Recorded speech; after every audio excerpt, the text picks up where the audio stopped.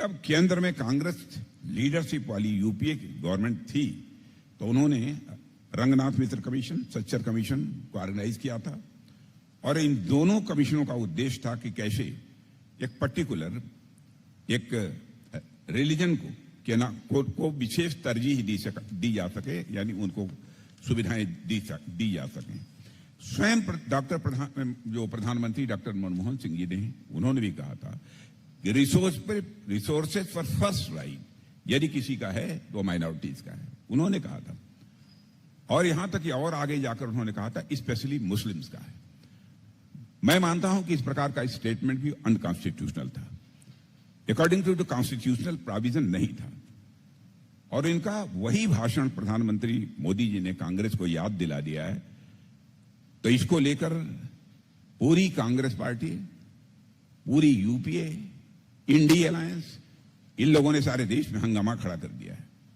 Friends, या आंध्र प्रदेश की Congress government ही थी जिसने यहां कांग्रेस के कम्युनल एजेंडे की पहली लैबोरेटरी बनाई थी और यहां पर एक रिलीजन को कॉन्स्टिट्यूशन की वो डैमेज करते हुए गवर्नमेंट जॉब्स में रिलीजन के आधार पर रिजर्वेशन यहां पर दिया गया था। या आंध्र प्रदेश में एससी, एसटी और ओबीसी को मिले आरक्षण में से कट करके, कमी करके एक रिलीजन विशेष को, यानी मुस्लिम्स को रिजर्वेशन देने का प्रयास किया गया और वोट बैंक की पॉलिटिक्स के चलते यह डर्टी गेम खेला गया। मगर आंध्र प्रदेश हाई कोर्ट ने इस निर्णय पर रोक लगा दी। सुप्रीम कोर्ट ने तो ऐसे सारे डिसीजंस को रिजेक्ट कर दिया था। उसके बावजूद 2004 से 2010 के बीच कांग्रेस ने 4 बार आंध्र प्रदेश में मुस्लिम रिजर्वेशन लागू करने की कोशिश की, लेकिन कानूनी अड़चनों और सुप्रीम कोर्ट के एलर्टनेस के कारण वे अपने मंसूबे में कामयाब नहीं हो सके। 2011 में कांग्रेस ने इसे पूरे देश में लागू करने की कोशिश की, यानी 2004 से 2014 तक पूरे 5 टाइम्स इन्होंने बराबर रिलीजन के बेसिस पर रिजर्वेशन देने की कोशिश की। मैं यह भी बताना चाहूंगा कि इसी कांग्रेस गवर्नमेंट द्वारा बनाए रंगनाथ मिश्र कमीशन ने रिकमेंड किया था कि जो 27% जो ओबीसी का रिजर्वेशन है उसमें 6% मुस्लिम्स का होना चाहिए और 2% माइनॉरिटीज का होना चाहिए। मैं इस बात की चर्चा इसलिए कर रहा हूं कि बराबर रिलीजन के आधार पर इस देश को डिवाइड बार बार करने की कोशिश यदि किसी के द्वारा की गई है तो कांग्रेस के द्वारा की गई है। इतना ही नहीं, यदि शेड्यूल कास्ट का यदि कोई धर्म परिवर्तन होता है तो उसे शेड्यूल कास्ट के धर्म परिवर्तन के बावजूद उसको रिजर्वेशन मिलना चाहिए, यह उन लोगों का आग्रह था।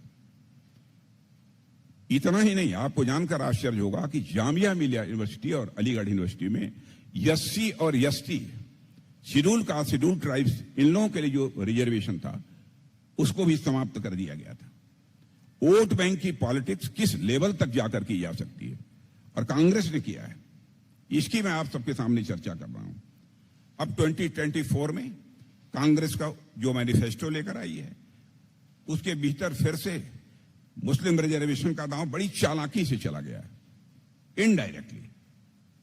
हमारे प्रधानमंत्री मोदी जी ने जब कांग्रेस की इस क्लेवरनेस को एक्सपोज किया तो कांग्रेस आज पूरी तरह से उनके ऊपर अटैक करने पर आमादा है। कांग्रेस कहती है कि प्रधानमंत्री इज टेलिंग लाई, झूठ बोल रहे हैं, जब सच्चाई यह है कि कांग्रेस खुलेआम इस देश की जनता की आंखों में धूल झोंक रही है। साथियों, कांग्रेस ने इस बार जो अपना मैनिफेस्टो बनाया है उसमें जो उन्होंने अपने वादे किए हैं वे इस देश और समाज में एक नया डिवीजन पैदा करेंगे। इसलिए मैं आप सबको भी आगाह करना चाहता हूं, कांग्रेस के इलेक्शन मैनिफेस्टो में माइनॉरिटी वाले चैप्टर में सेक्शन 3 और 6 को साथ पढ़ने पर यह साफ हो जाता है कि कांग्रेस की मंशा क्या है, कांग्रेस करना क्या चाहती है, यह पूरी तरह से साफ हो जाता है। सेक्शन 3 में लिखा है कि we will encourage and assist students and youth belonging to the minorities to take full advantage of the growing opportunities in education, employment, business, services, sports, arts and other fields. जबकि section 6 में लिखा है, we will ensure that the minorities receive their fair share of opportunities in education, healthcare, public employment, public works contracts, skill development, sports and cultural activities without discrimination.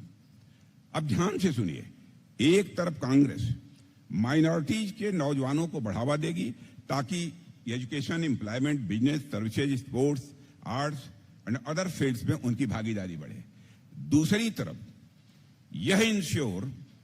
यह सुनिश्चित करेगी कि उनको उनका हिस्सा मिले। यह काम कैसे होता है?